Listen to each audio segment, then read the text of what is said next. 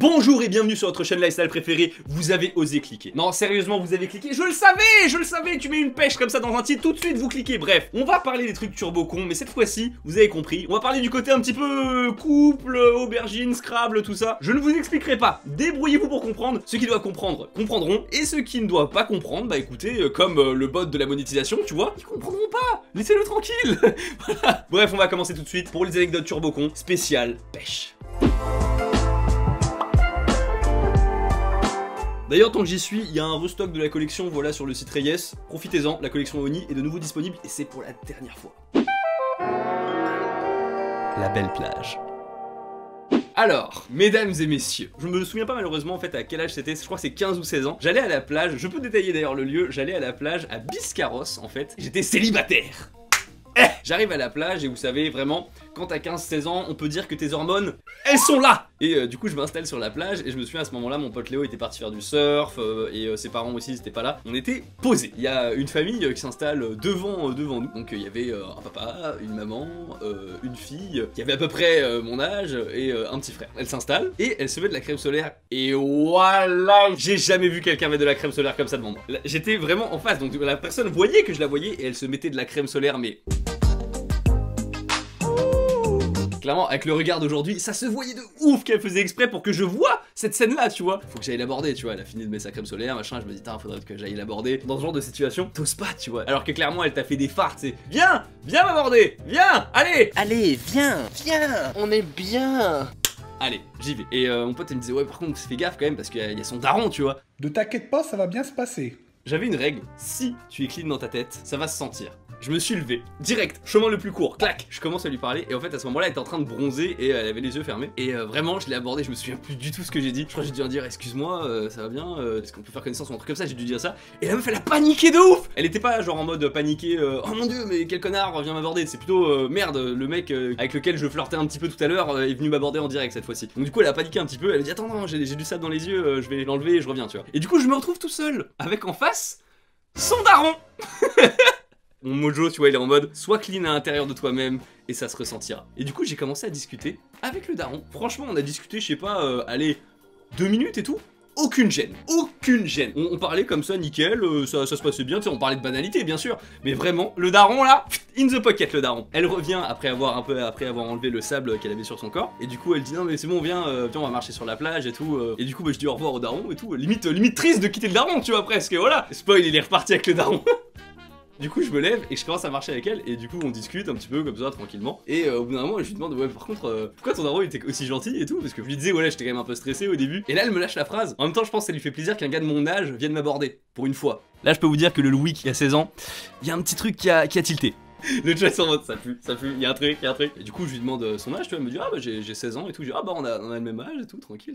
On continue à parler et vraiment là on est dans la scène de film. Le soleil couchant, on est en train de marcher tous les deux sur une plage qui commence à se vider peu à peu. Vraiment le flow il passe bien. Moi j'étais en mode pas pressé, je suis pas pressé, j'ai pas besoin de la pécho tout de suite comme ça et tout, on peut faire connaissance un petit peu. Jusqu'à ce que elle me dise par contre je te préviens juste, mon ex il est en prison et il y a moyen que je sois pas très content si on sort ensemble. Quoi? Imaginez-vous, là j'ai pas 24 ans à ce moment-là quand elle me dit ça. J'en ai 16 hein. Wow. S'il est en prison, c'est que bah il est majeur. Ouais, il a 20 ans. Ah! Eh ben on va y aller, merci beaucoup d'être passé. Bah, j'ai oublié, en fait il y a des beignets qui sont au four, j'avais oublié depuis 2h30 qui sont à la maison. Je dois y aller, hein. Merci beaucoup en fait. Bye bye. Est-ce que vous auriez réagi différemment, sérieusement? J'étais vraiment en PLS. Alors, on avait déjà échangé nos numéros et les jours suivants elle m'a dit ouais tu viens à la plage aujourd'hui et tout. J'étais en mode non aujourd'hui trekking, journée trekking, malheureusement je peux pas aller à la plage. Ah c'est dommage hein. Ah là c'est dommage. Le daron c'était meilleur plan, j'avoue. J'ai fait un disparition no jutsu mais en même temps, alors franchement comprenez-moi, je connaissais pas la meuf, tu vois, la meuf elle me le balance à ouais, il y a un mec de 20 ans qui va potentiellement venir te casser la gueule. Bah non, pas chaud. Tu m'étonnes que le daron était content si l'ex est en prison, mais ouais. Ah j'en peux plus. Mais à qui c'est arrivé ça? J'espère que vous allez balancer des anecdotes de fou aussi. Hein. Bon allez, on passe à la suite. Quiproquo. Quiproquo, vous savez ce que c'est? C'est quand en fait deux personnes pensent... Bref, ça veut dire un malentendu, tu vois, quiproquo. Et j'en ai vécu un sec. Je vous remets dans le contexte. C'était ma première année d'école d'ingé, donc c'était pas si longtemps que ça, hein, c'était il y a 4 ans quand même, 4-5 ans. Et je sortais donc avec une fille. Une fois elle était venue chez moi dans mon jacuzzi. Et je me souviens, elle m'avait dit une phrase qui est très importante pour la suite de l'histoire. Je sais pas, on devait être peut-être...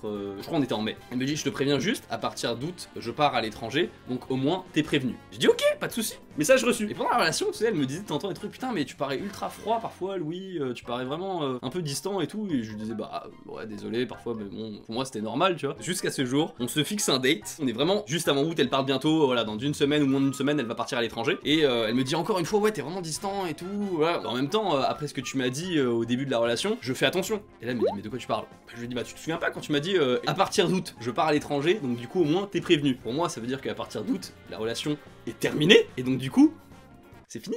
It was at this moment that he knew. He fucked up. Ce qu'elle voulait dire c'était à partir d'août je pars à l'étranger, donc on passe en relation à longue distance. Ah je peux vous dire que ce quiproquo quand on l'a compris c'était PLS. À partir de ce moment-là, j'ai eu un flash de la relation en mode oh, mais toutes ces fois où elle me disait que j'étais distant et tout, c'était par rapport à ça. Pour moi, la manière dont elle le disait, c'était en mode bah écoute, à partir d'août, c'est terminé, tu vois. Et moi, j'ai vraiment vécu la relation comme ça. Alors qu'elle, elle avait vraiment vécu la relation comme une relation normale. C'est bien différent. Vous l'avez compris comme elle ou comme moi? Ou c'est moi qui suis con? Comme moi. Elle, merde, comme elle. Mais sérieux? Attends, on va faire un sondage. Je veux un sondage, fais-moi un graphique comme ça, voilà. Vous voyez que j'ai raison. Vous voyez que j'ai raison. Et moi, en plus, pendant toute la relation, depuis le moment où elle m'a dit ça, j'ai fait attention à ne pas trop m'attacher. Pour moi, je pensais que j'avais souscrit un CDD, mais en fait, c'était un CDI et après, c'était en télétravail, tu vois. On n'avait pas signé la même chose, ça ne fonctionne pas. J'ai pas eu un pire date que ça en termes de mood, hein, clairement. À partir du moment où tu te rends compte que la personne, il y en a une qui s'est investie à mort et que l'autre, bah, elle a tout fait pour ne pas s'investir, forcément, il y a un souci. Précisez bien les informations, ne faites pas n'importe quoi. Quand vous dites quelque chose, les filles ou les mecs, soyez clairs. Et c'est ainsi que se conclut la deuxième anecdote. Pardon ?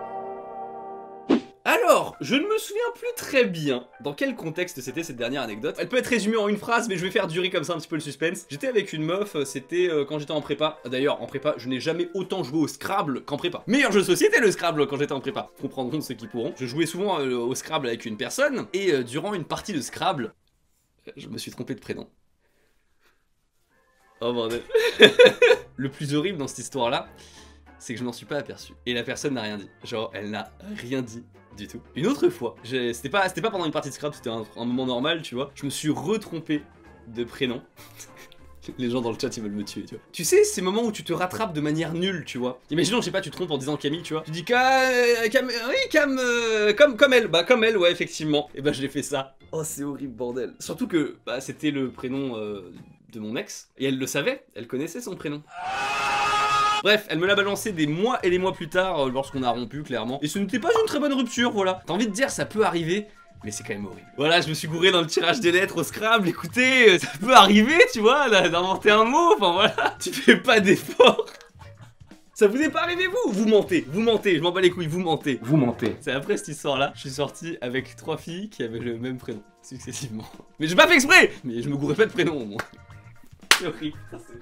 Écoutez, on va passer à la dernière anecdote, hein. La dernière anecdote qui est la plus dégueulasse, qui est clairement la plus.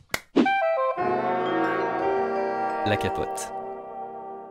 On va commencer, mesdames et messieurs, donc là on est encore une fois en prépa. La prépa, clairement, cette période où je jouais beaucoup au Scrabble, une période où j'avais mes hormones à ce niveau. J'avais une soirée avec des potes de ma meuf, donc de l'époque, ça picolait. Je me souviens, je crois que c'était après mes épreuves ou un truc comme ça, bref. C'était une période où je pouvais me permettre de passer une soirée ailleurs quand t'as faim, tu vois. Du coup, je bois un petit peu, claque, glou glou glou, ça part. Je m'ambiance, tu vois. Ce soir-là, je fais n'importe quoi. J'étais sur une balançoire comme ça, j'avais accroché mes pieds comme ça, tu vois, sur la barre de la balançoire, et du coup, j'avais la tête à l'envers. Quand t'es un peu, hein, voilà, quand t'as bu trop de jus de raisin, par exemple, eh bien, je suis tombé. Et en plus j'en garde toujours des séquelles, mesdames et messieurs. En gros, regardez, vous voyez là mon doigt là, je peux le plier vraiment fort, pas celui-là. Vous voyez, c'est quand même bien différent, tu vois. Et du coup, je me suis pas fracturé le doigt, mais je sais pas, enfin il y a un truc qui a un petit peu craqué quand même. Ma meuf de l'époque m'a récupéré, tu vois, elle m'a dit oula, il est pété là, il a bu trop de jus de raisin. Allez, on va le mettre au lit. Écoutez, mesdames et messieurs, on se met au lit, là, un petit Scrabble. Et le truc c'est que on commence à faire nos lettres et tout, et je me suis en plus, c'est qu'il y avait un chat chez elle. Et je suis allergique aux poils d'animaux. J'étais dans le pire des états. J'étais comme ça, en plus je devais respirer parce que finalement le faire du scrap, tu vois, c'est une activité physique, mine de rien, tu vois, tu dois choisir tes lettres, composer tes mots et tout, tu t'épuises mine de rien. Et là où l'histoire commence, mesdames et messieurs, c'est le lendemain matin. Quand on fait une partie de Scrabble, on se protège. Donc du coup on se retrouve avec une capote usagée. La pote de ma meuf dit ouais par contre c'est mort, vous pouvez pas l'acheter chez moi sinon mes parents voilà ils vont croire que blablabla. Et je peux comprendre, c'est à moi de m'en occuper tu vois. Du coup je me dis bon bah je la jetterai chez moi, qu'est-ce que je fais? Je la mets dans mon caleçon. Quand je rentre chez moi, elle est où? Donc là, il y a un sachet de Scrabble qui se balade là. Imagine elle est devant la maison de sa pote, du coup les parents ils rentrent, bam, ils voient direct ça. Du coup moi j'étais déjà rentré chez moi, j'appelle ma meuf et je lui dis je suis désolé mais faut que tu la cherches quoi. Ma meuf de l'époque a cherché un sachet de Scrabble dehors. Et elle l'a retrouvé mesdames et messieurs, heureusement elle l'a retrouvé, elle a réussi à la retrouver. Effectivement il était à quelques mètres, en fait j'avais fait tomber mais très vite parce que bah je sais pas dans mon caleçon c'était tombé à travers mon pantalon et tout, j'avais pas des pantalons serrés à l'époque. Voilà c'était l'anecdote dégueu pour finir. Soyez jeunes hein, soyez jeunes et fous. Bah écoutez voilà c'était toutes mes anecdotes un peu racontables que j'avais, mine de rien j'ai galéré à en trouver des racontables parce que j'en ai plein mais qui sont pas racontables. Voilà c'est après avoir cherché longtemps c'est tout ce que je pouvais vous raconter. J'espère qu'à votre tour vous allez me partager voilà des histoires où vous étiez turbo con concernant des situations de couple ou de pêche, voilà vous aurez compris. J'ai très hâte de vous lire donc vraiment ne me décevez pas. Sur ce, merci beaucoup de regarder cette vidéo, n'hésitez pas à lâcher un pouce bleu et à vous abonner. On est bien sur la chaîne Louis ici pour parler autant de conneries, on est clairement sur la chaîne Louis. Je vous dis à la prochaine, tchuss.